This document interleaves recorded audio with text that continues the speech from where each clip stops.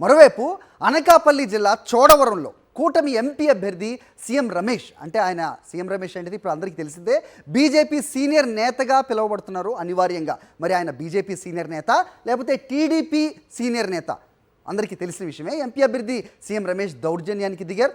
TDP నేత tile షాప్లో తనిఖీలు చేయడానికి వచ్చిన జీఎస్టీ అధికారులు ఎవరైతే ఉంటారో జీఎస్టీ తనిఖీలు చేయడానికి వచ్చిన అధికారులపై బెదిరింపులకు పాల్పడ్డారు. రికార్డులు తనిఖీ చేస్తున్న అధికారులపై గూండాయిజం చేశారు. తనిఖీలు వెంటనే ఆపాలంటూ బెదిరించారు. తన సంగతి మీకు తెలియదంటూ రౌడీజం చేస్తూ అధికారులను దూషించారు.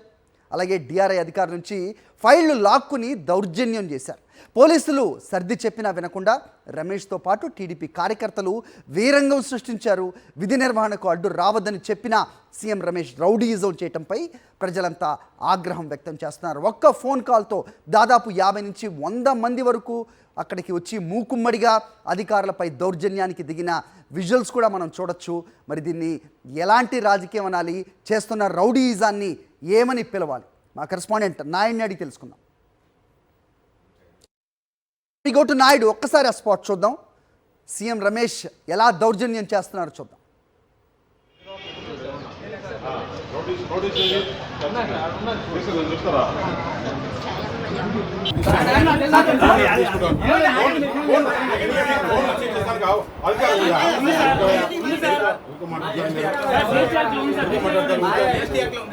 ఎలక్షన్ టైంలో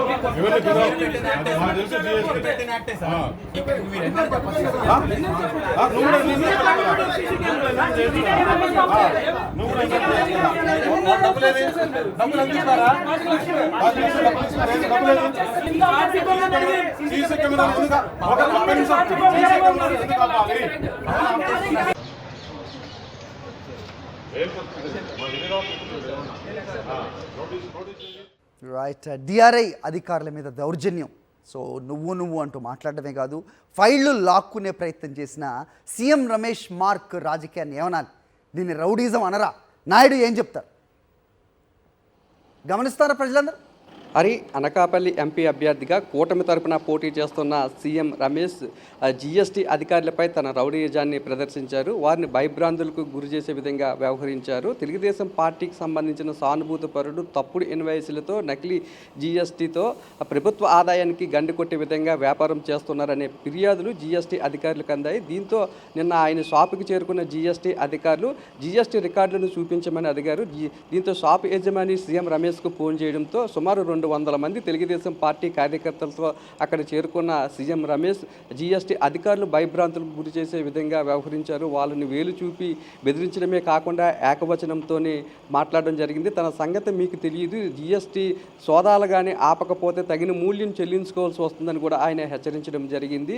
అయితే సీఎం రమేష్ వ్యవహరించిన తీరు మీద సర్వత్రా విమర్శలు వ్యక్తమవుతున్నాయి. సాధారణంగా అనకాపల్లి జిల్లా కానీ ఉత్తరాంధ్ర ప్రాంతం కానీ ఇటువంటి దాడులకు కానీ ఇటువంటి ప్రవర్తన కానీ దూరంగా ఉంటే ఇక్కడ ఉన్న ప్రజలందరూ కూడా ఎవరైనా అధికారులు వస్తే సహకరిస్తారు, ఎటువంటి గొడవలకు దిగరు. కానీ సీఎం రమేష్ మాత్రం తన రౌడీయిజాన్ని, తన మార్క్ రాజకీయాన్ని ఇక్కడ అధికారులకు చూపించడం జరిగింది. ఆయన రెచ్చిపోయారు అధికారుల మీద. తన సంగతి మీకు తెలియదంటూ కూడా వాళ్ళ భయభ్రాంతులకు గురి చేయడంతో ఒక్కసారిగా అక్కడ ఉన్న అధికారులంతా కూడా ఆందోళనకు గురయ్యారు. ఈయనకి సంబంధం ఏంటి? జీఎస్టీ తనిఖీలకి సీఎం రమేష్కి సంబంధం ఏంటి? తమకు వచ్చిన ఫిర్యాదు మేరకు ఇక్కడ తమ తనిఖీలు నిర్వహిస్తున్నామని వచ్చి సీఎం రమేష్ తనిఖీలు ఆపమండం ఏంటని కూడా అధికారులు ఆశ్చర్యపోయే పరిస్థితి అయితే కనిపించింది. స్థానికంగా ఉన్న నేతలు కూడా సీఎం రమేష్ చేసిన దౌర్జన్యాల మీద చర్చించుకుంటున్నారు. ఉత్తరాంధ్ర ప్రాంతం కానీ అనకాపల్లి జిల్లాలో కానీ ఎప్పుడు కూడా ఇటువంటి బెదిరింపులు కానీ ఇటువంటి దాడులు కానీ ఇటువంటి రౌడీజాన్ని కూడా చూడలేదు. ఎక్కడి నుండో వచ్చిన సీఎం రమేష్ ఇక్కడ అధికారుల మీద కానీ ప్రజల మీద కూడా దౌర్జన్యం చేసే విధంగా వ్యవహరిస్తున్నారు. ఇంకా ఆయన ఎంపీగా గెలవక ముందు ఇటువంటి దాడులకు భయభ్రాంతులకు గురి చేసే విధంగా వ్యవహరిస్తున్నారంటే ఒకవేళ పొరపాటున ఆయన ఎంపీగా గెలిచినట్లయితే రానున్న రోజుల్లో ప్రజల పరిస్థితి ఏ విధంగా ఉంటుందని ఒక ఆందోళన అయితే స్థానికంగా ఉన్న ప్రజలు వ్యక్తం చేస్తున్నారు. హరి, రైట్, అయితే ఇది ఈ దౌర్జన్యం చేస్తున్నప్పుడు ఆయన మెడలో బీజేపీ జెండా, బీజేపీ కండువా ఏదైతే వేలాడుతుందో దీనివల్ల ఏమని బెదిరిస్తున్నట్టు అధికారులని మీ అంతు చూస్తామని చెప్పినట్టుగా కూడా మనకు వినిపించింది సమాచారం. ఏ విధంగా తీసుకోవాలి? ఇది పార్టీ కార్యక్రమం కాదు. ఆ దౌర్జన్యం చేయడానికి అక్కడికి వెళ్ళారు, అధికారులను అడ్డుకోవడానికి వెళ్ళారు. అక్కడ కండువా ఎందుకు? పార్టీ కండువా అదే వాస్తవంగా అయితే అక్కడ ఎవరైతే తెలుగుదేశం పార్టీకి సంబంధించిన సానుభూతిపరుడు ఉన్నాడో గత కొన్ని నెలల నుంచి కూడా అవినీతి అక్రమాలకు సంబంధించి వ్యాపారాలు చేస్తున్నారు. అలాగే ప్రభుత్వానికి రావాల్సిన జిఎస్టీని ఎగ్గొట్టి టైల్స్ వ్యాపారం చేస్తున్నారు అనే దాని మీద స్పష్టంగా జిఎస్టీ అధికారులకు సమాచారం అందింది. ఈ నేపథ్యంలో అధికారులు వెళ్ళి అక్కడికి తనిఖీలు చేస్తున్న సమయంలో సీఎం రమేష్ అక్కడికి చేరుకొని మెడలో కండువ వేసుకొని తాను బీజేపీకి తరపున పోటీ చేస్తున్నాను కాబట్టి మీరు నా మాట వినకపోతే మిమ్మల్ని ఏవైనా చేస్తానన్న రీతిలో వాళ్ళని బెదిరించడం అయితే జరిగింది. హరి ఓకే నాయుడు,